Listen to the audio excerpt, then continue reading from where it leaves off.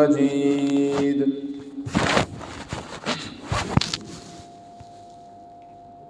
میرے محترم بھائیوں دوستوں بزرگوں ساتھیوں،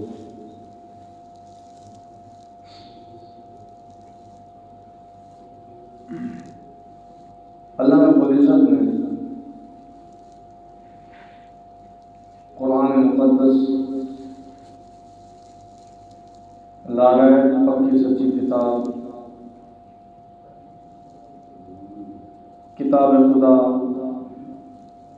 کلام خدا،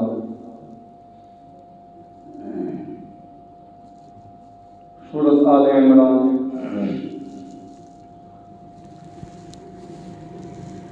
اس کے اندر اللہ رب العزت نے اپنی محبت کو اپنے محبوب جناب محمد مصطفیٰ صلی اللہ علیہ وسلم کی اتباع کے ساتھ جوڑا ہے۔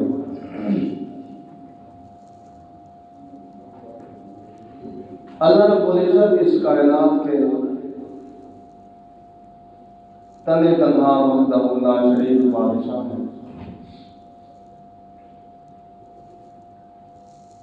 عزت، ذلت، صحت، بیماری، ہر چیز اللہ رب العزت کے قبضہ اور قدرت میں ہے۔ جس کو چاہے بادشاہ بنا دیں،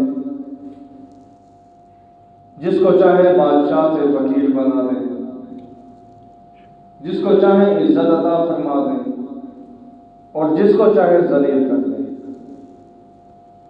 ما یفتح اللہ للناس من رحمت فلا ممسک لها۔ اللہ رب العزت فرماتے ہیں اگر ہم کسی بندے کے اوپر اپنی رحمتوں کے دروازے کھول دیں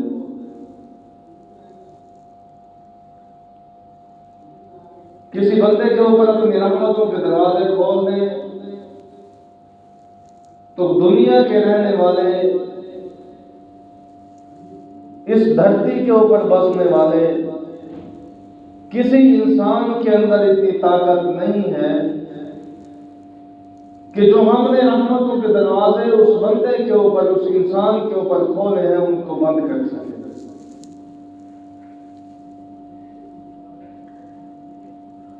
ما یمسک فلا مرسل له من بعدہ۔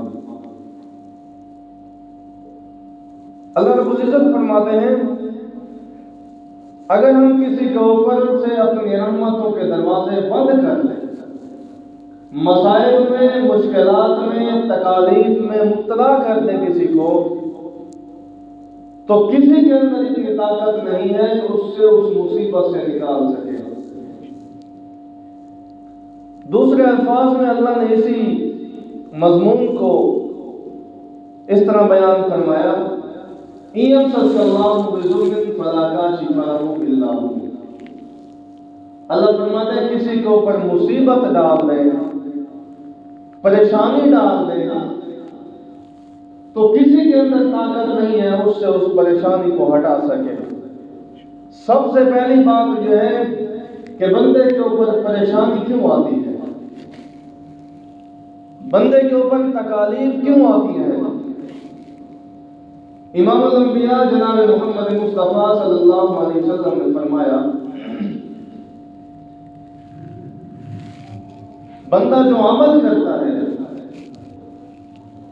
اس کا عمل جب آسمان کے اوپر پہنچتا ہے، اللہ کی بارگاہ میں پہنچتا ہے، اگر وہ عمل اللہ کی مرضی کے مطابق، حضور علیہ الصلوۃ والسلام کی سنت کے مطابق تھا تو اللہ رب العزت اس کے اوپر اعزاز و اکرام فرماتے ہیں بندے کا، اور اس کے اوپر اپنی رحمتیں برساتے ہیں۔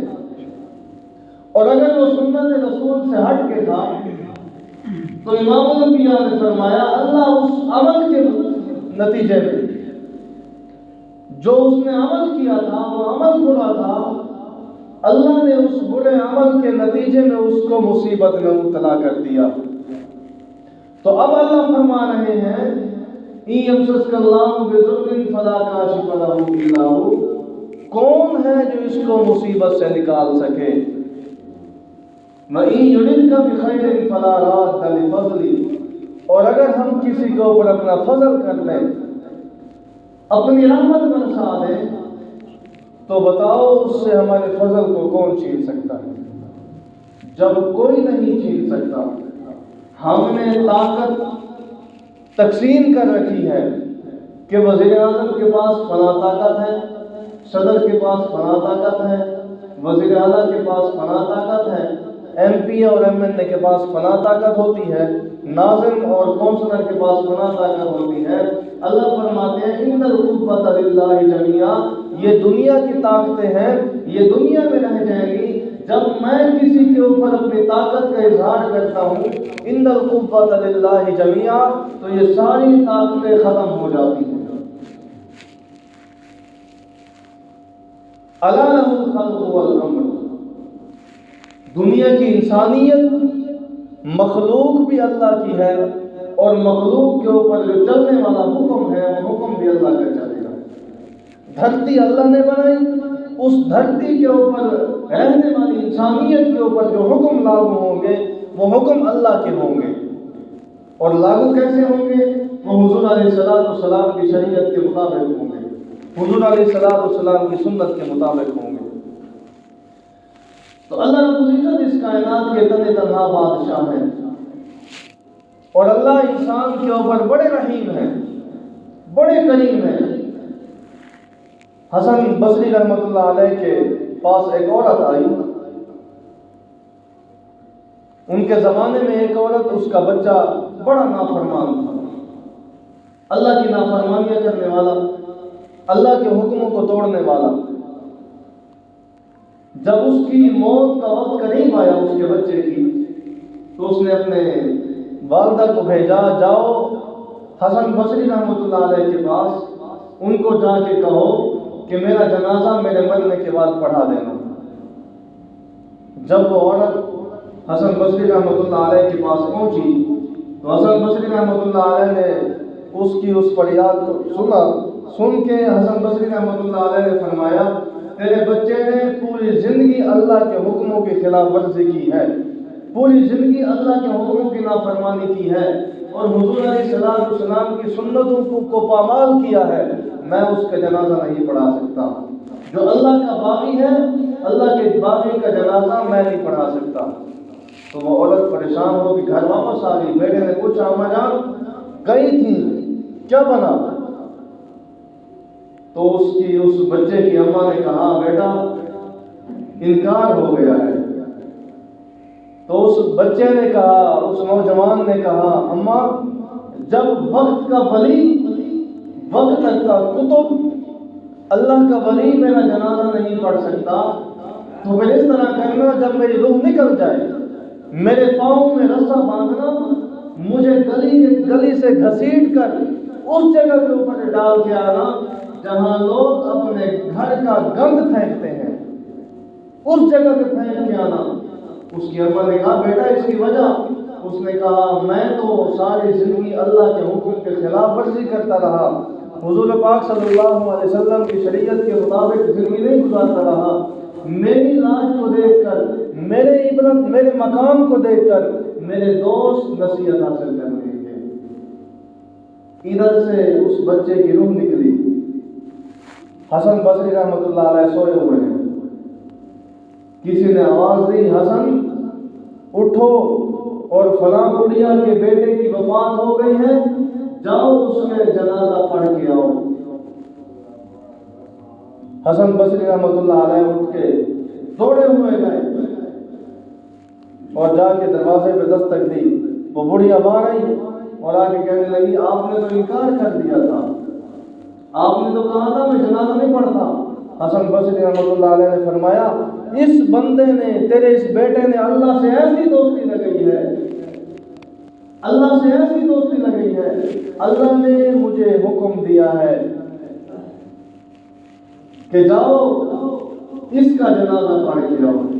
تو میرے اللہ کے ساتھ جو دوستی لگا لیتا ہے پھر اللہ اس کا بن جاتا ہے۔ اللہ فرماتے ہیں، یا ابن آدم، حدیث قدسی ہے، یا ابن آدم لو بلغت ذنوبک عنان السماء، اے ابن آدم تو اتنے گناہ کر کہ آسمان کی چھت تک پہنچ گئے تیرے گناہ۔ عنان السماء، پوری دنیا کی انسانیت آدم علیہ السلام سے لے کے قیامت کی صبح تک ساری انسانیت جمع ہو جائے اور گناہ کرنا شروع کر دے، لیکن اللہ کی قسم آسمان کی چھت تک نہیں پہنچ سکتے۔ پھر بھی اللہ کہہ رہے ہیں یہ اللہ کی محبت کی انتہا ہے، محبت کی انتہا ہے۔ اللہ چاہتے ہیں میرا بندہ میرے پاس آئے، کامیاب ہو کے آئے، لِيَبْلُوَكُمْ أَيُّكُمْ أَحْسَنُ عَمَلًا، اچھے عمل لے کے آئے، مجھے راضی کر کے آئے۔ تبھی تو اللہ فرماتے ہیں یا ابن آدم لو بلغت ذنوبک عنان السماء، اے ابن آدم تو اتنے گناہ کر کہ آسمان کی چھت تک پہنچ گئے تیرے گناہ، اللہ پھر کیا کروں؟ اللہ فرماتے ہیں ثم استغفرتنی، اس کے لیے تجھے راتوں کو جاگنا نہیں پڑے گا، اس کے لیے تجھے مجاہدے نہیں کرنے پڑیں گے۔ ثم استغفرتنی، ایک دفعہ میرے دربار پہ آ کے، میرے گھر میں آ کے اپنی آنکھوں سے 2 قطرے آنسو کے بہا دینا، تیری جھولی کو میں رحمت سے بھر دوں گا۔ ثم استغفرتنی غفرت لک ولا ابالی، اللہ فرماتے ہیں تیرے گناہ ایسے ختم کروں گا مجھے کسی چیز کی پرواہ نہیں ہوگی۔ صرف گناہ ختم کریں گے اللہ؟ یہ تو سخاوت کی منشا کے خلاف ہے، صرف گناہ ختم کر دیے جائیں۔ اللہ فرماتے ہیں الا من تاب وآمن وعمل عملا صالحا فاولئک یبدل اللہ سیئاتہم حسنات، اللہ فرماتے ہیں جو سچے دل سے پکی توبہ کرتا ہے، اس کے جتنے گناہ تھے ان گناہوں کو مٹا کے ان گناہوں کی جگہ پہ اتنی نیکیاں لکھ دیتا ہوں۔ اتنا کریم اللہ، اتنا مہربان اللہ۔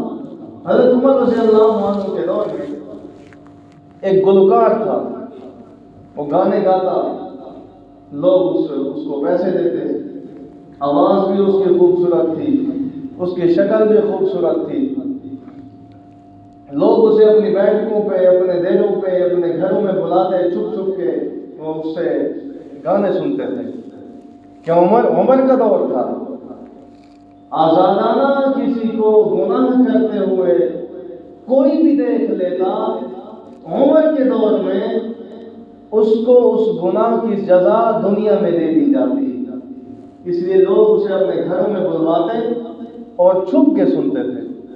جب اس کی عمر 70-80 سال ہوئی، اس کی آواز بھی ختم ہو گئی بڑھاپے کی وجہ سے، اس کے چہرے سے خوبصورتی بھی ختم ہو گئی۔ جب آواز بھی ختم ہو گئی، خوبصورتی بھی ختم ہو گئی، لوگوں نے اسے بلانا چھوڑ دیا۔ اب یہ ہمارے کام کا نہیں رہا، اس کی آواز سے ہمارے دلوں کو سرور نہیں پہنچتا، لوگوں نے چھوڑ دیا اسے۔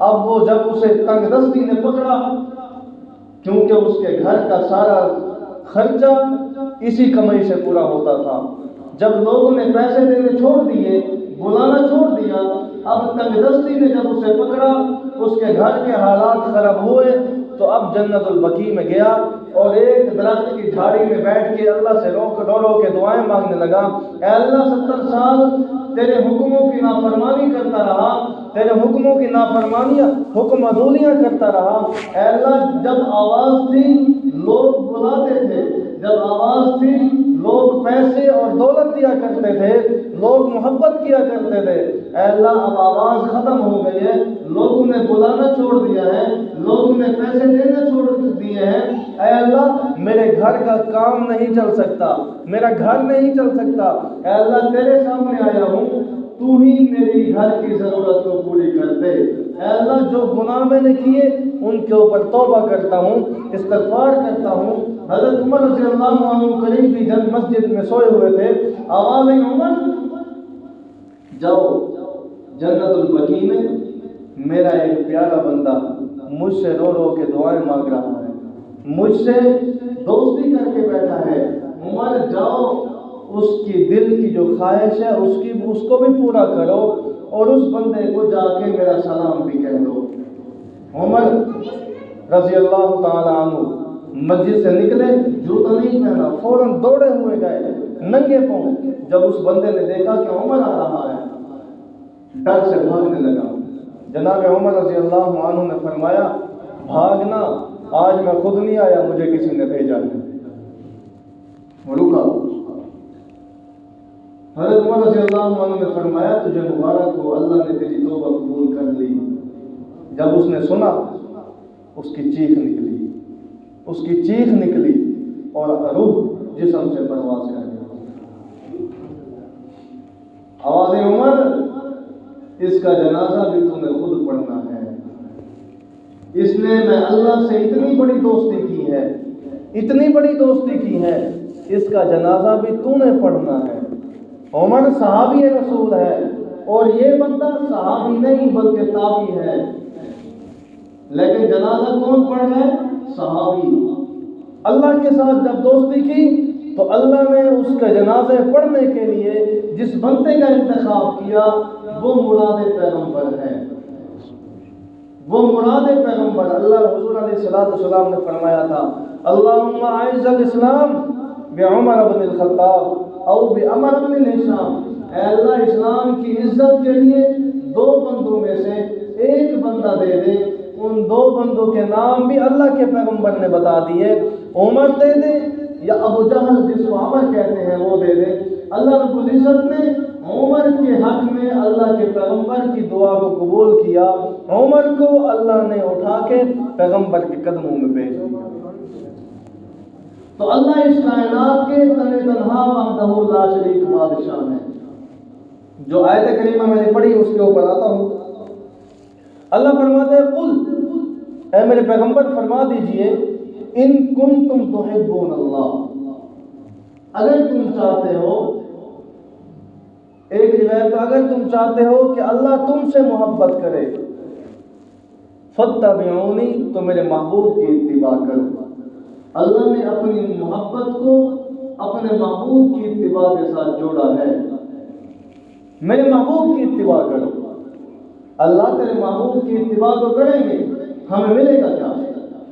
اللہ فرماتے ہیں، یحببکم اللہ ویغفر لکم ذنوبکم، اللہ فرماتے ہیں میں بھی تم سے محبت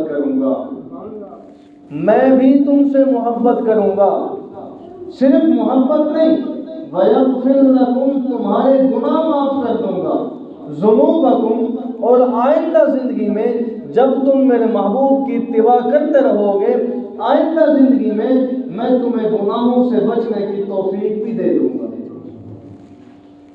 اتنا کریم اللہ، ہم اس اللہ کو چھوڑ کے کہاں جائیں؟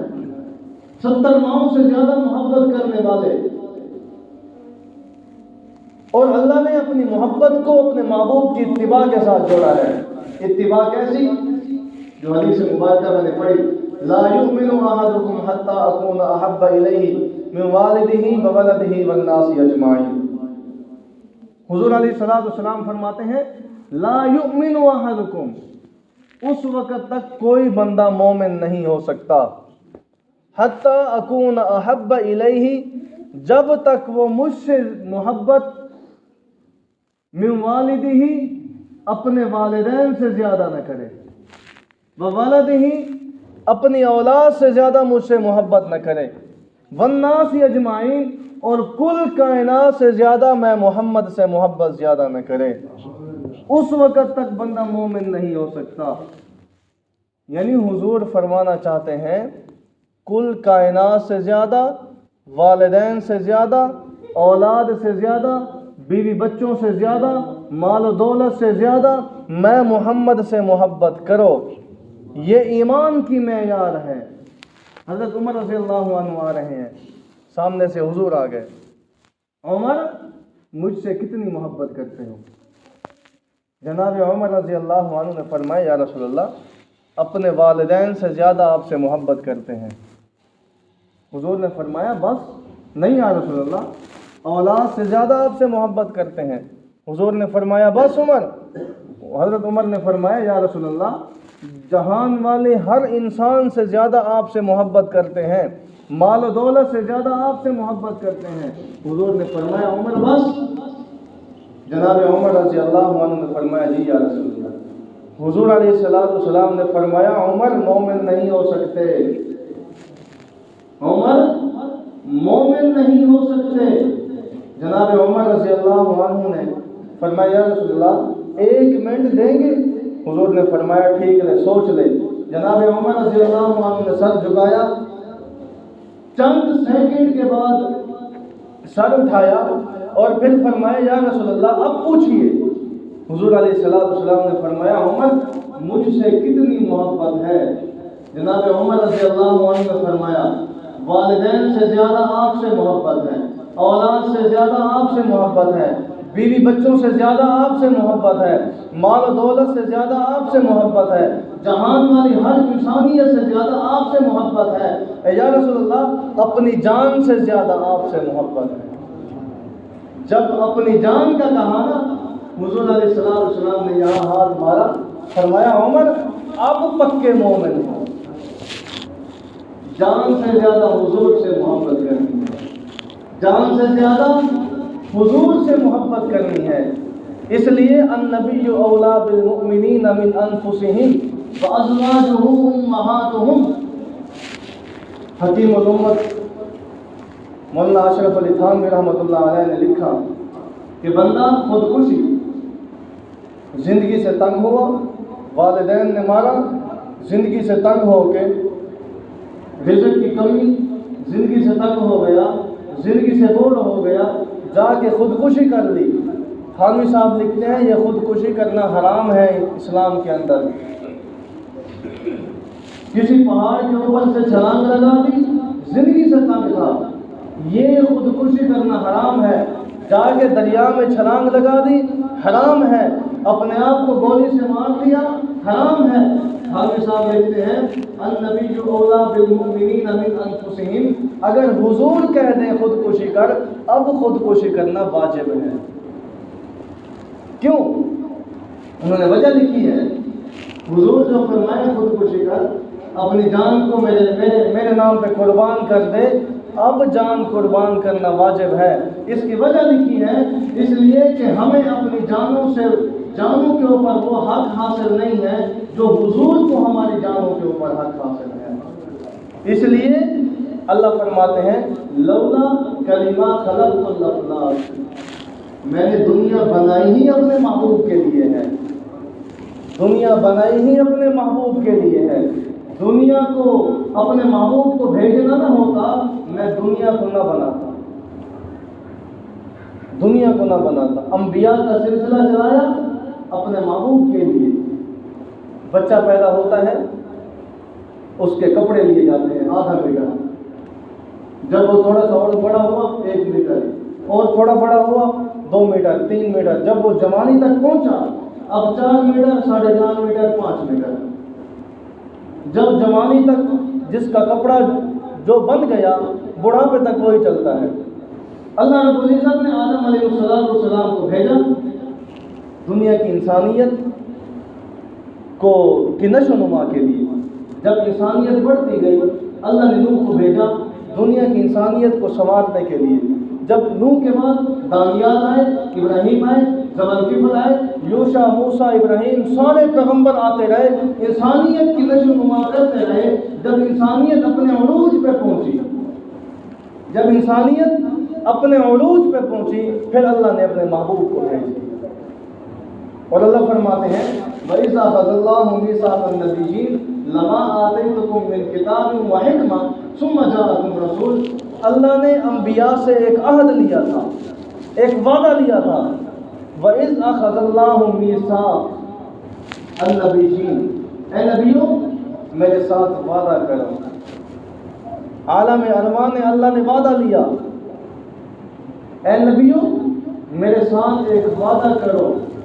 اولا وَإِذَا أَخَذَ اللَّهُ مِيثَاقَ النَّبِيِّينَ لَمَا آتَيْتُكُم مِّن کتاب، تمہیں کتاب میں سے دوں گا، حکمت میں سے دوں گا، تدبر میں سے دوں گا، فصاحت میں سے دوں گا، بلاغت میں سے دوں گا، لیکن سنو من کتاب و حکمہ ثم جاءکم رسول، جب تمہارے اوپر اپنی حکمت پوری کر دوں گا، تدبر پورا کر دوں گا، بھیج دوں گا، ثم جاءکم رسول، پھر میں بھیجوں گا اپنے رسول کو۔ اے اللہ ہمیں کیا پتا تیرا رسول کون سا ہے، 313 رسول آئے، ہمیں کیا پتا چلے گا آپ کس رسول کا تذکرہ کر رہے ہیں؟ اللہ رب العزت علماء فرماتے ہیں آدم علیہ السلام کو بھیجا تو اللہ نے فرمایا لا الہ الا اللہ آدم صفی اللہ۔ نوح علیہ السلام کو بھیجا تو اللہ نے فرمایا لا الہ الا اللہ نوح نجی اللہ، ابراہیم خلیل اللہ، موسیٰ کلیم اللہ، عیسیٰ روح اللہ، داؤد خلیفۃ اللہ، یوسف صدیق اللہ، ابراہیم خلیل اللہ، اسماعیل ذبیح اللہ۔ جب سارے رسول آ چکے تو اللہ نے کہا لا الہ الا اللہ محمد رسول اللہ، محمد رسول اللہ۔ یہ وہ رسول ہے جس کے لیے انبیاء کو انبیاء سے عہد لیا جا رہا ہے۔ صرف جب نبی دنیا میں آیا اس نے آ کے دنیا کی انسانیت کو اللہ کے احکامات بتائے اور اپنی شریعت کا ڈنکا بجایا۔ اللہ فرمانا چاہتے ہیں اے نبیو تمہاری زندگی میں ثم جاءکم رسول، میرا رسول آ جائے، پھر تم نے کیا کرنا ہے؟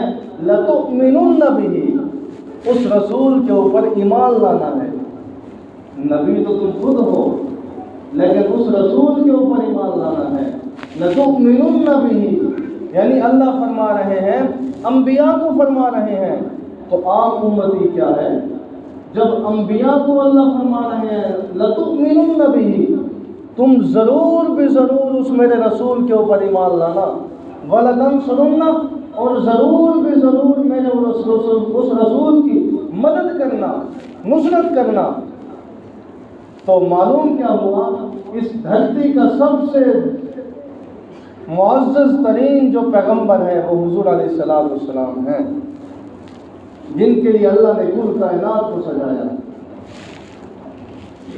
حضرت ابوبکر صدیق رضی اللہ عنہ یمن گئے، کپڑے کے تاجر تھے، یمن گئے۔ جب وہاں پہنچے تو کسی نے بتایا کہ یہاں تورات، زبور، انجیل کے عالم رہتے ہیں، آپ ان کے پاس چلے جائیں، ان سے دعا کروا دیں۔ جناب ابوبکر صدیق رضی اللہ عنہ کپڑا رکھ کے اور گئے اس بزرگ کے پاس کہ جاؤں، اللہ کا ولی ہے، تورات کا بھی عالم ہے، زبور کا بھی عالم ہے، انجیل کا بھی عالم ہے اور باقی صحائف کا بھی عالم ہے، جا کے میں اپنی مغفرت کی دعا کرا کے آتا ہوں۔ جب اس پہاڑی کے اوپر پہنچے تو دیکھا 190 سال کی عمر کا بوڑھا، 190 سال کی عمر کا بوڑھا، اس کے یہ جو بھمے ہیں یہ اس کی آنکھوں کے اوپر آئے ہوئے، اس کے جسم کے اوپر کہیں گوشت کا ٹکڑا نہیں ہے، پورا جسم ہڈیاں نظر آ رہی ہیں۔ جا کے سلام عرض کیا، اس نے وعلیکم السلام کہا۔ اس نے پوچھا کون؟ انہوں نے کہا عبداللہ۔ تو اس بزرگ نے کہا تجھے دیکھ تیرے ناف کے قریب تل کا نشان ہے۔ جناب ابوبکر صدیق رضی اللہ عنہ نے کپڑا ہٹایا اپنے جسم پیٹ سے اور دیکھا ناف کے قریب باقی تل کا نشان تھا۔ اس نے کہا اے ابوبکر تو میرے لیے اللہ سے مغفرت کی دعا کر دے۔ جناب ابوبکر صدیق رضی اللہ عنہ فرماتے ہیں میری آنکھوں سے آنسو کہ میں جس بندے سے اپنی مغفرت کی دعا کرانے آیا ہوں وہ بندہ مجھے کہہ رہا ہے اے عبداللہ میرے لیے اللہ سے مغفرت کی دعا کر دے۔ تو میں نے پوچھا بابا جان حضرت آپ کو کیسے پتہ چلا؟ اس نے کہا میں نے تورات بھی پڑھی، انجیل بھی پڑھی، زبور بھی پڑھی، صحائف بھی پڑھے، ہر کتاب کے اندر میں نے پڑھا اللہ کا آخری پیغمبر جو ہوگا اس اللہ کے آخری پیغمبر کے اوپر جو سب سے پہلے ایمان لانے والا ہوگا وہ ابوبکر قحافہ کا بیٹا ہوگا، اور اس کی نشانیاں میں نے کتابوں کے اندر پڑھی ہیں۔ جب تو نے آ کے سلام کیا اس سلام کے انداز کو بھی اللہ نے تورات میں بیان کیا ہے، اور جس راستے سے وہ اللہ کے آخری پیغمبر کے اوپر سب سے پہلے ایمان لانے والا شخص جس راستے سے آئے گا، اس راستے کا تذکرہ بھی اللہ نے تورات میں کیا ہے۔ تو اللہ نے جو ہمیں نبی عطا کیا وہ نبی بھی اعلیٰ، جو امت عطا کی وہ امت بھی اعلیٰ، جس نبی کا اٹھنا اعلیٰ، جس کا بیٹھنا اعلیٰ۔ حضور علیہ السلام کون کون سی بات بیان کریں اللہ کے پیغمبر کی؟ امام حسین رضی اللہ عنہ حاتم طائی کا نواسہ ہے، وہ اپنے دوستوں کی محفل میں بیٹھا ہوا تھا، حاتم طائی کا نواسہ، اور بیٹھا ہوا تھا، اپنے نانا کے قصے چھیڑ دیے اس نے کہا اپنے دوستوں کو، دوستو میرا نانا حاتم طائی اتنا بڑا سخی تھا، اس کی سخاوت اتنی مشہور تھی، اتنی بڑی سخاوت تھی، وہ کہتا میرے نانا نے سخاوت کرنے کے لیے 8 دروازے متعین کیے ہوئے تھے، بنائے ہوئے تھے، رش زیادہ ہو گیا، 8 دروازے ہیں، ان 8 میں سے کسی سے راشن لے سکتے ہو۔ اس نے جب وہ اپنے نانا کے قصے اور اپنے نانا کی سخاوت بیان کر کے خاموش ہوا، تو اب میرے اور آپ کے نبی کا نواسہ حسین بولا۔ امام حسین رضی اللہ عنہ نے فرمایا، اے حاتم طائی کے نواسے، تیرے نانا نے اپنی قوم کو راشن دینے کے لیے، مال و دولت دینے کے لیے، اپنی قوم کو خوش کرنے کے لیے 8 دروازے بنائے ہوئے تھے۔ اس نے 8 دروازے بنا کے بتا دیا تھا کہ ان میں سے کوئی ایک دروازہ بھی بند ہو سکتا ہے، کسی ایک دروازے سے راشن ختم ہو سکتا ہے، کسی ایک دروازے سے مال ختم ہو سکتا ہے، لیکن سنو دوستو، حسین بولا سنو دوستو، میرے نانا نے جو اپنی امت کو دروازہ دکھایا ہے وہ ایک ہے، اور اس ایک کا اعلان ہے، اے میرے بندے، دن کو آ، رات کو آ، خوشی میں آ، غمی میں آ، خوشحالی میں آ، تنگ دستی میں آ، خوش ہو کے آ یا غمگین ہو کے آ، میرے در پہ آ کے سجدہ کرنا، میرے در پہ آ کے اپنی آنکھوں سے 2 قطرے بہا دینا تیرا کام ہے، تیری جھولی کو اپنی رحمت سے بھر دینا میں رب کا کام ہے۔ یہ تشریح ہے اللہ کے پیغمبر نے، امت کو ایک نہج پہ اللہ کے پیغمبر نے کھڑا کیا ہے، اور حضور علیہ السلام فرما رہے ہیں، لا یؤمن احدکم حتی اکون احب الیہ من والدہ وولدہ والناس اجمعین۔ کیوں بیان کیا؟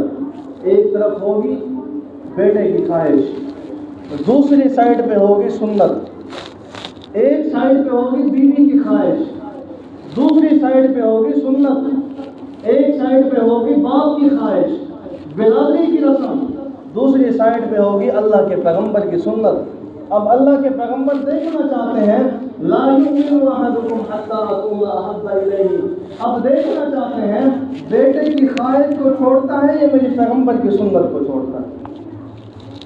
اگر ہوتا معیار برابر، کہہ دیتے بیٹے کی مان یا سنت پہ عمل کر، باپ کی مان یا سنت پہ عمل کر، دیکھنا پڑے گا بیٹے کی خواہش سنت پیغمبر کے موافق ہے تو ٹھیک ہے، نہیں تو سنت کو تھام لو، بیٹے کی خواہش کو چھوڑ دو۔ اللہ دنیا میں وہ عزتیں دے گا جو دنیا میں کسی کو عزت نہ ملی ہوگی۔ وآخر دعوانا الحمدللہ رب العالمین۔